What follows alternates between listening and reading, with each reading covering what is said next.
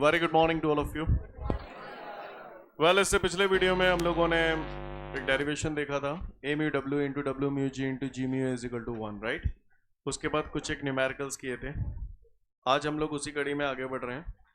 अगला न्यूमेरिकल हम लोगों को जो दिया है that is refractive index of glass with respect to water is 9/8 if the speed of light in air is 3 into 10 to the power 8 meter per second, then calculate the speed of light in water।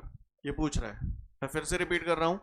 is telling you if the refractive index of glass with respect to water is 9/8 and the speed of light in air is 3 into 10 to the power 8 meter per second, then calculate the speed of light in water।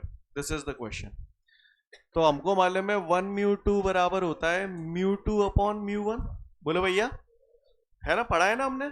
मैं इधर आप लोगों की understanding के लिए इधर लिख देता हूं 1 mu 2 is equal to mu 2 upon, तो आप मुझे बता दो डब्ल्यू म्यू जी बराबर ऐसे ही क्या लिख दूं, mu G upon mu W. यहां तक सीन क्लियर है? किसी को कोई दिक्कत?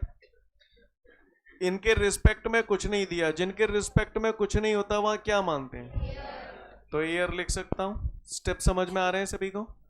चमका दो। डब्ल्यू म्यू जी उन्होंने दिया है 9/8, ए म्यू जी मैं जानता हूं 3/2। बोलो भैया, ये डायरेक्ट 1.5 लिख दूं?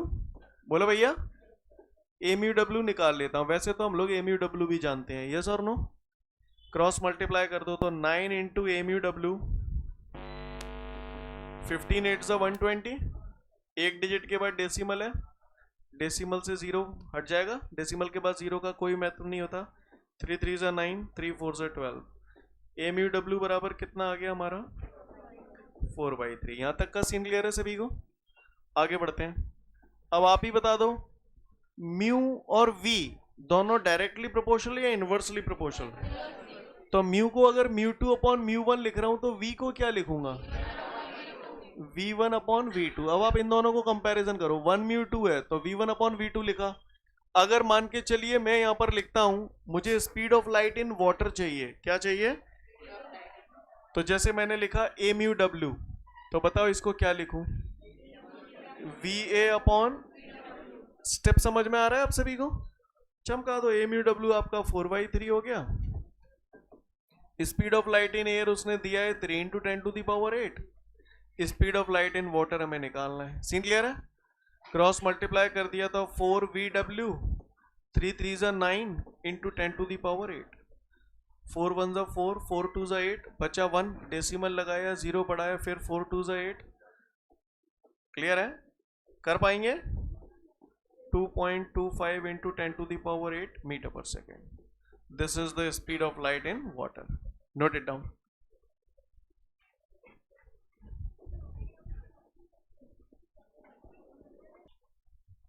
उम्मीद करता हूं सभी ने नोट कर लिया। इसके बाद हमारे सामने अगला क्वेश्चन है, वो बोल रहा है A mu G is equal to 3/2।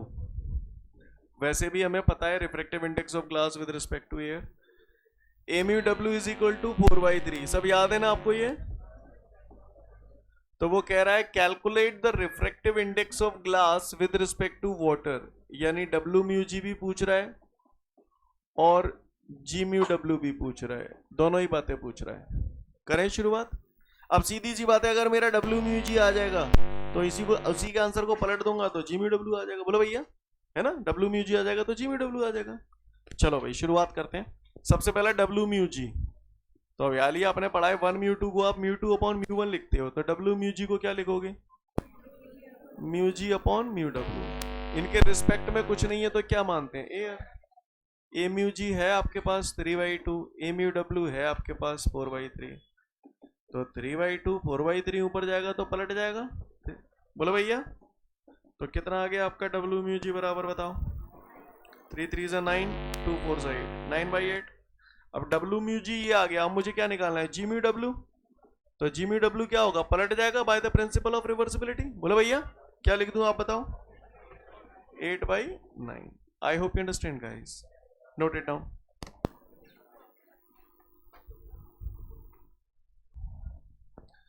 आगे बढ़ते हैं। इसके बाद हमारे सामने अगला क्वेश्चन है, drive the necessary relation between real depth, apparent depth and refractive index of the medium. Listen everyone, सब लोग ध्यान से देखेंगे। अच्छा मुझे एक बात बताओ, हम लोगों ने इतना पढ़ा, ये स्नेल्स लॉ क्या है? Sine i upon sine r तो समझ गया, एलएचएस में क्या लिखते हैं? 1 म्यू 2 क्यों लिखते हैं? क्योंकि वहां ये अज्यूम कर रहे हैं कि हम लाइट रे पहले मीडियम से दूसरे मीडियम में जा रही है, इसलिए 1 म्यू 2 लिखते हैं। अगर दूसरे से पहले में जा रही होती तो क्या लिखता? अगर वाटर से ग्लास में जा रही होती तो क्या लिखता? डब्ल्यू म्यू जी। समझ में आ रही है बात? अच्छा एक बात और, कई बार कैलकुलेशन करते समय मेरे स्टेप कुछ भी बन सकते हैं कैलकुलेशन करते समय, राइट? ऐसे समझो आप, जैसे हम लोग कॉपी पे लिखते हैं तो कॉपी पे हम लोग ऐसे ही तो लिखते हैं। बोलो भैया, क्या मैं अपनी नोटबुक पे ऐसे नहीं लिख सकता?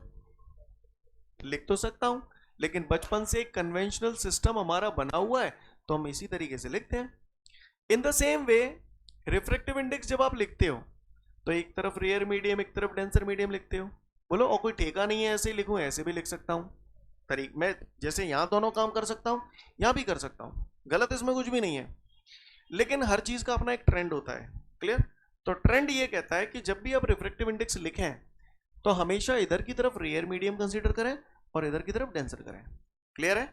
अगर मान के चलो किसी जगह म्यू लिखा हुआ है, किसी जगह म्यू लिखा है, ना कहीं रेयर लिखा है ना कहीं डेंसर लिखा है, तो ये अंडरस्टूड होता है कि यहां डेंसर होगा और यहां रेयर होगा।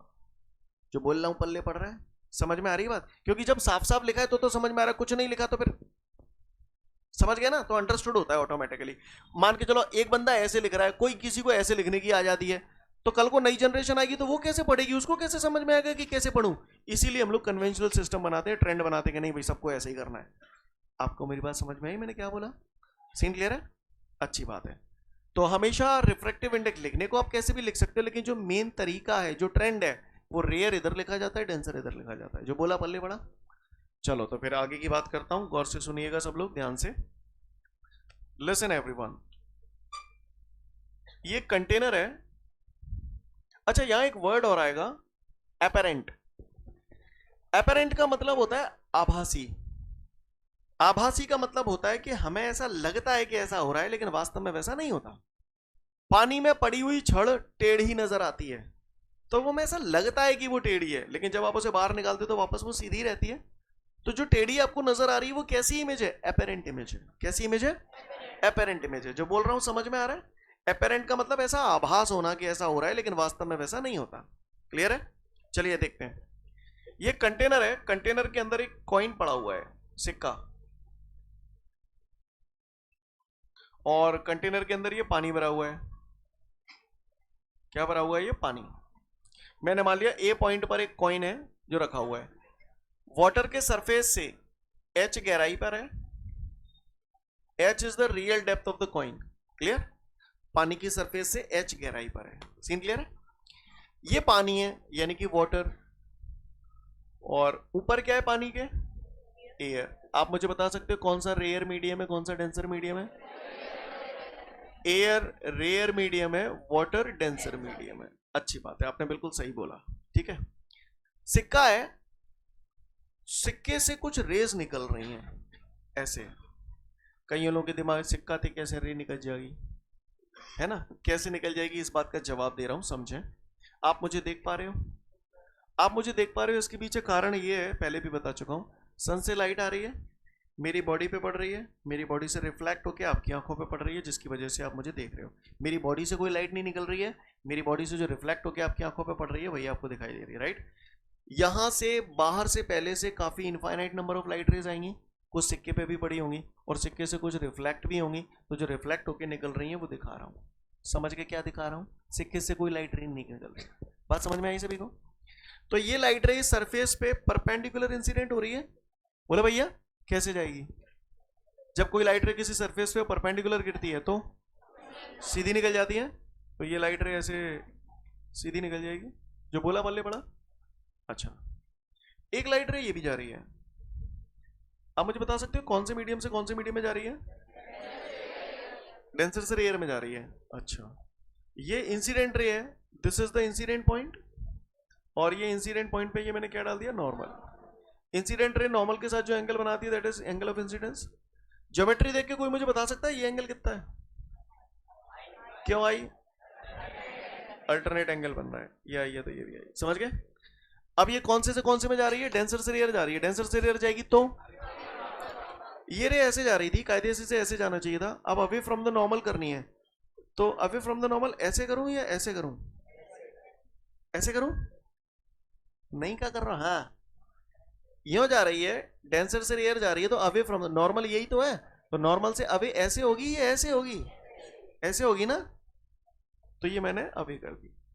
स्टेप क्लियर है सभी को।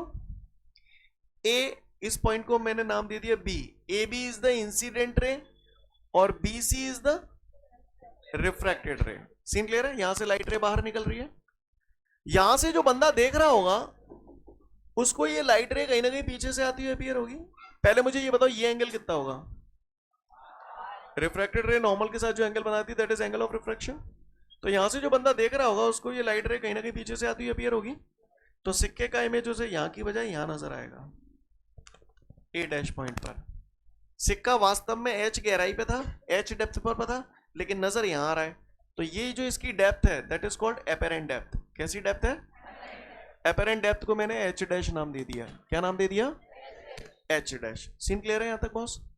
मुझे ये बताओ ये एंगल अगर 30 डिग्री है तो ये कितना होगा, क्यों, तो देखो ये वाली जो लाइन है वो ये रही, यहां से आ रही है। अब ये एंगल अगर आ रहा है तो व्हाट अबाउट दिस, समझ में आ रही है बात सभी को, किसी को कोई दिक्कत, सबको क्लियर है।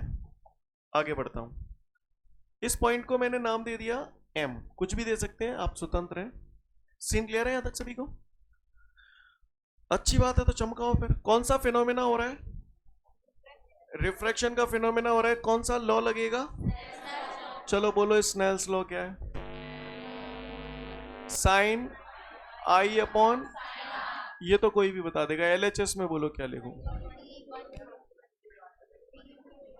लाइट देखो ना कहां से कहां जा रही है, डेंसर से रेयर जा रही है, तो ऐसे लिखूं डी म्यू आर। हो सकता है कोई भाई बहन हमारा यहाँ डी म्यू आर की बजाय डब्ल्यू म्यू में लिख दे, तो 100% करेक्ट है, कोई गलत नहीं है वो, समझ गए मेरी बात को, क्लियर। कोई बंदा अगर डब्ल्यू म्यू में लिखा आता है तो चलेगा, डब्ल्यू म्यू है तो इसका मतलब वो वाटर और एयर के लिए स्पेसिफिक हो गया, हमें हर जगह ऐसा फॉर्मूला चाहिए जो सब जगह फिट हो, तो हमने आर म्यू डी लिखा, डी म्यू आर लिखा। समझ में आई बात, तो जहां रेयर होगा वहां वो समझ में आए, अभी न्यूमेरिकल करोगे तो आपको और समझ में आएगा। यहां तक सीन क्लियर है सभी को, तो बस अब मैं थोड़ा फास्ट चलूंगा, बताना मुझे। बचपन में सुना था sine theta is equal to perpendicular upon hypotenuse. I angle देखो जरा, ये आई बन रहा है, एक साइड ये जा रही है, दूसरी ये रही, तीसरी ये रही, ट्राइंगल समझ में आ रहा है। एंगल के सामने वाली साइड परपेंडिकुलर होती है, तो परपेंडिकुलर एम बी हो गया, हाइपोटेन्यूज ए बी हो गया, तो साइन आई की जगह ऐसे लिखूं M B upon A B. चलो ऐसे आर एंगल देखो, आर एंगल ये रहा, एक साइड ये रही, दूसरी ये, तीसरी ये, लगाओ परपेंडिकुलर अपॉन हाइपोटेन्यूज, तो एंगल के सामने वाली side perpendicular M B, hypotenuse A dash B, M B से एम बी कट जाएगा, तो D mu R is equal to A dash B ऊपर पहुंच जाएगा, ए बी नीचे आ जाएगा, यस और नो, क्लियर है। आगे बढ़ते हैं, सॉरी, सीन क्लियर है आप सभी को। अब थोड़ा ध्यान देना, आप ही बताना, मैं नहीं बताऊंगा, इशारा कर रहा हूं बस। If point B is very close to point M, if point B is very close to point M, then point B, अगर ये M के, अभी देखो A ये है, B ये, A B ये है, अगर B पॉइंट M के बहुत क्लोज आ जाए तो A B काय के बराबर हो जाएगा, then A B is approximately equal to AM। अच्छा ओ A डैश B काय के बराबर हो जाएगा, A dash B is approximately equal to A dash M। जो बोल रहा हूं पल्ले पड़ रहा है, तो ए डैश बी की जगह क्या लिख दूं आप लोग बताइए, A dash M, A B की जगह क्या लिख दूं, A M D mu r. Scene clear है, तो डी म्यू आर बराबर हमारा आ गया, ए डैश एम कितना है, एच डैश, ए एम कितना है, एच। कोई बंदा यहां तक भी कर देगा तो 100% करेक्ट है, कोई गलत नहीं है, खत्म हो गया वैसे तो ये। पर मैंने बताया था कि रिफ्रैक्टिव इंडेक्स लिखने का एक ट्रेंड है, रेयर हमेशा इधर, डेंसर इधर। तो क्या ये ट्रेंड में है? ट्रेंड में लाने के लिए आर म्यू डी, अब इसको पलट दिया तो इसको। क्लियर? नहीं है बात समझ में? बात समझ में आ रही है सभी को? तो r mu d is equal to h upon h dash. उसने यही बोला था, derive the relationship between real depth, apparent depth and refractive index of the medium. Got it everyone? अब मेरे को एक सवाल का जवाब दो। वैसे तो ये डेरिवेशन यहाँ खत्म हो गया, लेकिन अगर आगे पूछे तो बताना, अन्यथा मत बताना। क्या पूछ सकता है वो सुनो। रियल डेप्थ कितनी है देख के बताओ?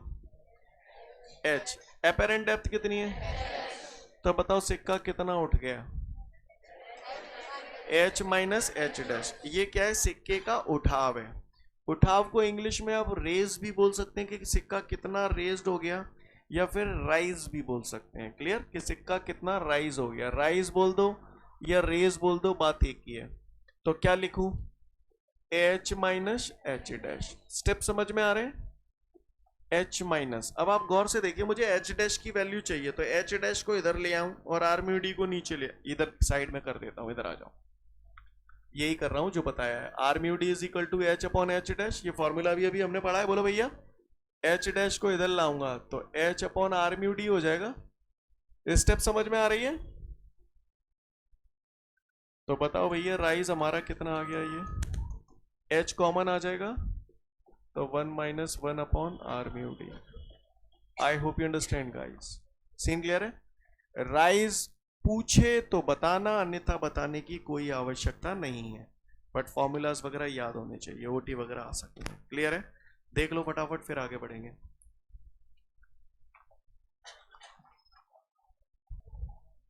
आगे क्यों बच्चों? बच्चों ए समझ में आया?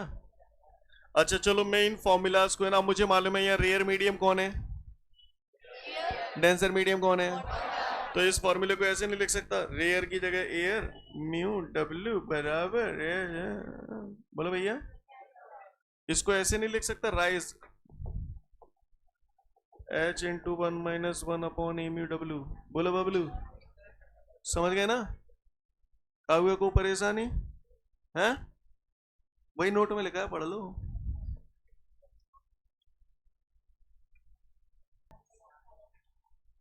इसके बाद हमारे सामने अगला क्वेश्चन है, explain the example of refraction in daily life. भैया ये कौन सा फिनोमेना हो रहा है? रिफ्रैक्शन का फिनोमेना हो रहा है। और रिफ्रैक्शन के फिनोमेना में ये कॉइन आपको ऊंचा उठा हुआ दिखाई दे रहा है। एग्जाम्पल ऑफ रिफ्रैक्शन जैसे लिखें एज इट इज, आपको याद रखना है, आपको ज्यादा डेप्थ में नहीं जाना। लेकिन ये क्वेश्चन कम ओटी वगैरह के फॉर्म में ज्यादा आता है। तो एक तो आपका क्लियर हो गया, a coin dipped into the water appears to be raised. तो समझ में आया क्यों बोला? Because of refraction.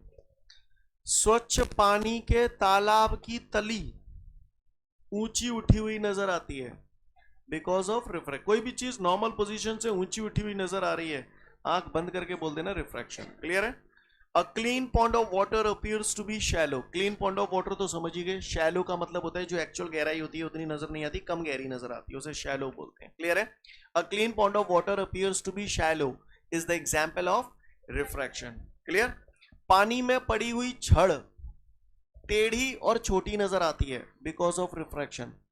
सूर्य और तारे हैं जहां से न्यारे, वो अपनी एक्चुअल पोजीशन से थोड़े से ऊंचे उठे हुए नजर आते हैं, बिकॉज ऑफ रिफ्रैक्शन। आइए देखते हैं। लिसन एवरीवन, सबसे पहले पानी में पड़ी हुई छड़ टेढ़ी और छोटी नजर आती है, कारण देखिए। ये पानी हो गया, आप लोगों को ज्यादा डेप्थ में जाने की जरूरत नहीं है, बस समझने की कोशिश की है। ये छड़ पड़ी हुई है पानी के अंदर, ये हमें टेढ़ी और छोटी क्यों नजर आती है? ये लाइट रे निकली। सीन क्लियर है बॉस? डेंसर से रेयर या रेयर टू डेंसर? तो कैसे जाएंगी? Away from the normal. ये मैंने नॉर्मल ड्रॉ कर दिया, तो अवे फ्रॉम द नॉर्मल ऐसे बेंड हो जाएंगी, ऐसे ये भी बेंड हो जाएगी। तो यहां से जो बंदा देख रहा होगा उनको ये लाइट रे कहीं ना कहीं पीछे से आती हुई अपीयर होंगी। बोलो भैया। तो इस पॉइंट का इमेज उन्हें यहां नजर आएगा, यानी नजारा कुछ ऐसा होगा, कुछ एहसास हुआ आपको? हाँ भैया, ये जो छड़ ऐसे थी वो हमें हल्की सी टेढ़ी और छोटी नजर आ रही है। तो क्यों नजर आ रही है? Because of refraction. A stick dipped into the water appears to be band and short. Got it? Why? वो केवल है, वो कुछ नहीं बोले, वो लोग बोलेगा a stick dipped into the water appears to be band and short. Why? या because of, चार ऑप्शन दे देगा, रिफ्लेक्शन, रिफ्रैक्शन ऐसे करके, तो बता देना रिफ्लेक्शन। नहीं, यही बात समझ गए? सन और स्टार्स अपनी एक्चुअल पोजीशन से ऊंचे उठे हुए दिखाई देते हैं बिकॉज ऑफ रिफ्रैक्शन। आइए देखते हैं। ये अर्थ है, अर्थ पे हम हैं, ये एटमॉस्फेयर है, ये आपके सूर्य भगवान है। क्लियर? सन से लाइट रे आ रही है, सन से लाइट रे आ रही है। माइंडेड? हेलो। तो आपको बता दूं आपकी जानकारी के लिए, वैसे केमिस्ट्री वगैरह में शायद आपने पढ़ रखा होगा कि जब भी कोई लाइट रे जैसे जैसे अर्थ के सरफेस में आएगी एटमॉस्फेयर में, उसकी डेंसिटी बढ़ती जाती है एयर की। यस और नो? यानी मीडियम और ज्यादा कैसा होता जाता है? डेंसर होता जाता है। तो यानी ऊपर का मीडियम रेयर हो गया, नीचे का डेंसर हो गया। अब जैसे सपोज करो यहां से इस लेयर पे आई, ये इंसिडेंट रे हो गई, ये इंसिडेंट पॉइंट हो गया, ये नॉर्मल हो गया, तो रेयर टू डेंसर जाएगी तो टुवर्ड्स नॉर्मल बेंड हो जाएगी। फिर और ज्यादा डेंसर हो गया तो फिर रेयर से डेंसर आई तो टुवर्ड्स नॉर्मल और बेंड हो गई। बोलो भैया, तो इस तरीके से बेंड होती हुई चली आएगी। जो बोल रहा हूं पल्ले पड़ रहा है? हाँ। अब यहां से जो बंदा देख रहा होगा उसको ये लाइट रे कहीं ना कहीं पीछे से आती हुई अपीयर होगी, तो उसे सन का इमेज यहाँ की बजाय यहाँ नजर आएगा। इसीलिए हम बोलते हैं कि सन और स्टार जो होते हैं वो अपनी एक्चुअल पोजीशन से थोड़े से ऊंचे उठे हुए नजर आते हैं। तो कोई पूछे सन और स्टार एक्चुअल पोजीशन से ऊंचे उठे हुए नजर आते हैं तो काहे की वजह से? तो बोला रिफ्रैक्शन की वजह से। समझ गए? अब शांत मन से केवल सोचना, चिंतन करना 100%। इतना पढ़ाने के बाद एग्जाम में ओटी आ गया और वो मैंने नहीं पढ़ाया आपको, अब आप जवाब देना, ठीक है? सन राइज हुआ नहीं है, अगले कुछ एक सेकंड में होने ही वाला है, ठीक है? पोजीशन पे आ गया है, राइज हुआ नहीं है। अब आप बताओ राइज होने से पहले दिखाई देगा कि नहीं देगा? क्यों? रिफ्रैक्शन की वजह से, क्योंकि नॉर्मल पोजीशन से ऊंचे उठे हुए दिखाई दे रहे हैं। फिर से सुनो, सन अभी राइज किया, अब सन सेट हो गया, सन सेट हो गया। अच्छा, सेट होने के बाद ऐसा नहीं एक आध घंटा गुजर गया, सेट होता ही जा रहा है, यानी सेट हो गया। दिखाई देगा? देगा, क्योंकि एक्चुअल पोजीशन से थोड़े से ऊंचे उठे हुए दिखाई देते हैं, राइट? मतलब सूर्योदय हुआ नहीं है, सनराइज हुआ नहीं है, पहले से ही दिखने लगा। सेट होने के बाद भी थोड़ी देर तक दिख रहा है ना? काहे की वजह से? अगर रिफ्रैक्शन का फिनोमेना नहीं होता तो दिन की लंबाई कम हो जाती। नहीं, यही बात समझ में? दिन की लंबाई कम हो जाती, क्योंकि रिफ्रैक्शन के फिनोमेना की वजह से क्या होता है? सूर्य उदय होने से पहले ही दिखने लगा, दिन पहले ही शुरू हो गया। सेट होने के बाद भी थोड़ी देर तक दिखाई दे रहा है, इसका मतलब क्या है? दिन की लंबाई बढ़ गई। अगर रिफ्रैक्शन का फिनोमेना नहीं होता तो दिन की लंबाई कम हो जाती, length of the day will decrease. नहीं, यही बात समझ में? सीन क्लियर है? और सुनो, ट्विंकलिंग ऑफ स्टार्स, ये बहुत पूछा जाता है ओटीज वगैरह में, बच्चे कंफ्यूज होते हैं भयंकर तरीके से। तारों का टिमटिमाना, this is also the example of refraction. अब ये तारों का टिमटिमाने का सीन समझ लो। तारों के टिमटिमाने का सीन क्या है? भैया आपको कोई भी चीज है, ट्यूबलाइट है, ये ट्यूबलाइट झुप झुप झुप ऐसे करने लगे तो आपको टिमटिमाती हुई नजर आएगी। और वो टिमटिमाती हुई, कोई भी चीज आपको टिमटिमाती हुई नजर तब आती है जब आपकी आंखों पर पड़ने वाले लाइट का अमाउंट कभी बढ़े कभी घटे, कभी बढ़े कभी घटे। समझ गए? हमारे आंखों पर पड़ने वाले लाइट का अमाउंट अगर कभी बढ़ेगा कभी घटेगा तो हमें वो चीज कैसी नजर आएगी? टिमटिमाती हुई। तो कोई भी चीज टिमटिमाती हुई नजर कब आती है? ये बात समझ में आई? कब आती है? जब हमारी आंखों पे पड़ने वाले लाइट का अमाउंट घटे या बढ़े। सही बोल रहा हूं? आओ इधर आओ। अच्छा, इससे पहले कि आगे बढ़ाऊं, आप बताओ, अभी ये लाइट रे बेंड हो गई है, अगर मीडियम ये और ज्यादा डेंसर हो जाएगा तो और बेंड हो जाएगी, कम डेंसर होगा तो कम बेंड होगी। सही बोल रहा हूं? मानते हो इस बात को? आपको एक बड़ा सा नोट पढ़ाया था, mu proportional to density proportional to 1 upon speed, याद आ रहा है? अब मेरी बात ध्यान से सुनना, मैं ये बता रहा हूं तारे टिमटिमाते की। एटमॉस्फेयर में एयर बह रही है, एयर कांस्टेंट स्पीड से बहती है, एयर की स्पीड बार बार बदलती रहती है, बदलती रहती है तो मीडियम की डेंसिटी या रिफ्रैक्टिव इंडेक्स भी बार बार बदलता रहेगा।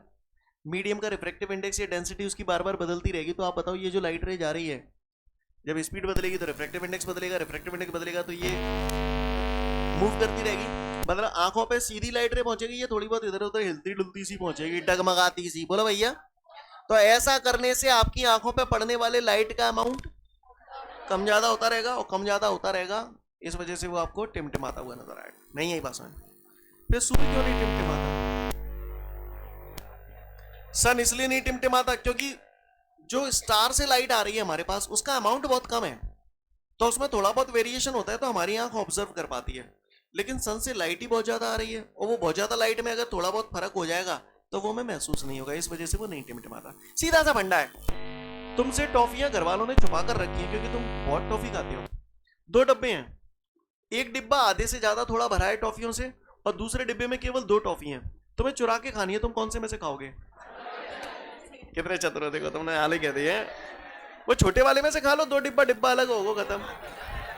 पर तुम्हें मालूम पता पड़ जाएगी क्योंकि 2 ही हैं। इसी तरीके से तुम्हें क्यों पता पड़ रही है? स्टार से जो लाइट आ रही है वो कम अमाउंट की, उसमें थोड़ा बहुत वेरिएशन हो रहा है तो पता चल रहा है, लेकिन सन से आई इतनी ज्यादा रही है कि नेका फर्क है हो जाएगा तो पता। समझ गए? तो अगर किसी ने पूछा listen explain the example of refraction in daily life, तो बता दोगे? पढ़ लो फटाफट फिर आगे बढ़ेंगे। तो उम्मीद करता हूं example of refraction in daily life हम लोगों को क्लियर है। इसके बाद एक नोट है, वो भी बता चुका हूं कि रिफ्रैक्शन का फिनोमेना नहीं होता तो दिन की लंबाई कम हो जाती है। इसके बाद हमारे को एक न्यूमेरिकल दिया गया, उस न्यूमेरिकल को हमें समझना है। मुझसे यूं कह रहा है एक कागज है, एक पेपर का पीस है, क्या है? एक पेपर का पीस, और ये पेपर का पीस ऐसे है, ऐसे रखा हुआ है। सामने से आप देखोगे तो आपको केवल लाइन नजर आएगी, पेपर नजर नहीं आएगा। सही बोल रहा हूं? ये मैंने पेपर रख दिया। Got it everyone? अब उसके बाद वो मुझसे ये बोल रहा है कि इस पेपर पे एक स्पॉट है, एक स्पॉट है, दिख रहा है आपको? क्लियर? तो मैंने पेपर पे एक स्पॉट है, तो स्पॉट दिखाने के लिए मैंने ऐसे यहां पर उसको हल्का सा ऐसे कर दिया। सीन क्लियर है? ये स्पॉट बना दिया पेपर पे। अब वो कह रहा है पेपर पे ये जो स्पॉट है ना, इसके ऊपर मैंने ग्लास का स्लैब रख दिया है। क्या रख दिया है? थोड़ी देर के लिए इसे ग्लास स्लैब मान लें, कांच का एक गुटका है जो मैंने इसके ऊपर ऐसे रख दिया है। समझ गए? तो ये गुटका मैंने ऐसे रख दिया, ग्लास स्लैब। सीन क्लियर है सभी को? और ये जो ग्लास स्लैब की मोटाई है ना, वो कह रहा है 10 सेंटीमीटर है। कितनी है? 10 सेंटीमीटर। और कह रहा है ग्लास का जो रिफ्रैक्टिव इंडेक्स है दैट इज 1.5। कितना है? 1.5। तो कह रहा है कि ये जो स्पॉट है वो कितना ऊंचा उठा हुआ दिखाई देगा। यहां से जब हम उसे देखेंगे तो ये जो स्पॉट है वो कितना ऊंचा उठा हुआ दिखाई देगा। आपको नहीं लग रहा वही सिक्के वाला केस आ गया? क्या पूछ रहा है आपसे? उठाव पूछ रहा है। तो भैया राइज या रेज एक ही बात है। तो राइज का फॉर्मूला पढ़ा था h into 1-1/r mu D. मैंने तो जनरल रिलेशन पढ़ लिया। बोलो भैया, ये रिफ्रैक्टिव इंडेक्स ऑफ ग्लास है, किसके रिस्पेक्ट में? कुछ नहीं है तो एयर ही मानेंगे। आओ भाई इधर आओ। अब आप बताओ ये 10 सेंटीमीटर क्या हो गई है? रियल डेप्थ हो गई। बोलो भैया।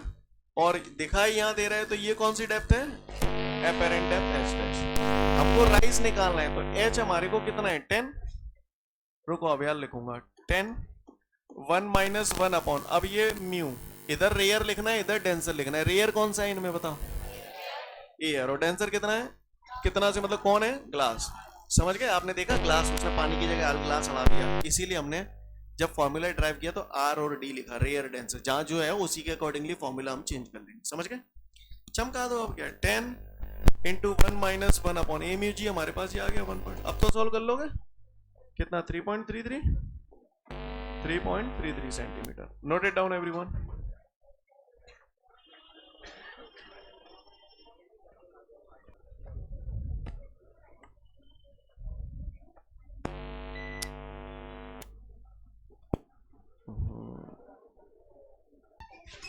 ठीक है, तो फिर आज के लिए पर्याप्त है। नेक्स्ट वीडियो में फिर मिलते हैं। जय हिंद।